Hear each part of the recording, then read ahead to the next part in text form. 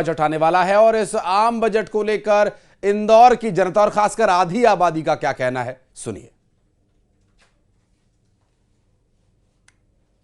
ज्यादा हो गया है, 70 के करीब हो रहा है अभी। तो बजट तो बिगड़ा ही है, तो इस वजह से थोड़ा पानी डालना पड़ रहा है चाय में। जैसे सोयाबीन ऑयल है, मस्टर्ड ऑयल है, ये सब अगर यूज ज़्यादा हो पैकेजिंग फूड में तो वो तो सस्ती होनी मतलब ज़रूरी है। तो अगर वो सस्ती हो तो फिर हमारे लिए बेनिफिट है।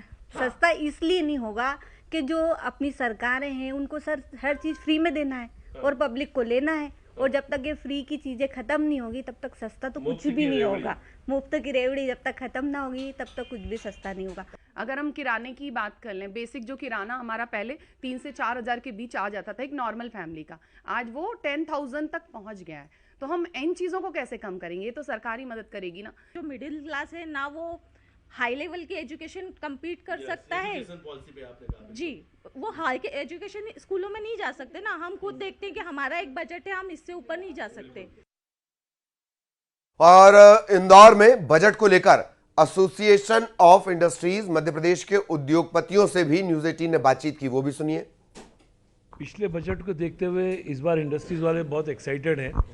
अब 2-3 चीज़ें जो इंडस्ट्रीज वाले चाहते हैं, क्योंकि उत्तरोत्तर अच्छे से अच्छा होता जाए, एक तो गवर्नमेंट जो इंसेंटिव देती है, इस इंसेंटिव को अगर टर्नओवर से जोड़ दिया जाए तो आदमी में एक उत्साह आएगा कि हम टर्नओवर बढ़ाते जाएं। अब उसको जोड़ने का मेरे पास जो विधि है वो है बैंक का इंटरेस्ट।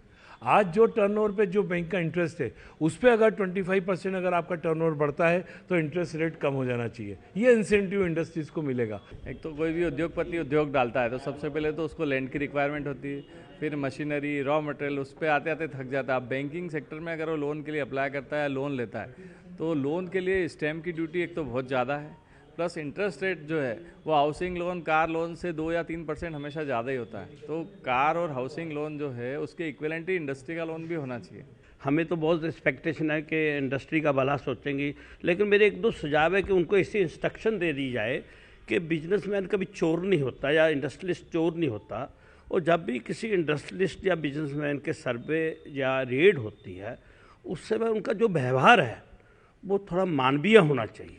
तो एमएसएमई उद्योग कोई उससे फ़ायदा नहीं होता। हर चीज़ आज भी प्रदेश में देखो, आज मान लीजिए बहुत दूर दूर तक जाके अपना सिर्फ वो मांग रहे हैं कि इन्वेस्ट कीजिए। जो पुराने उद्योग हैं उसके लिए कोई सूचना नहीं है, कोई उसके लिए सोच भी नहीं है कि इनको भी कैसे सस्टेन किया जाए।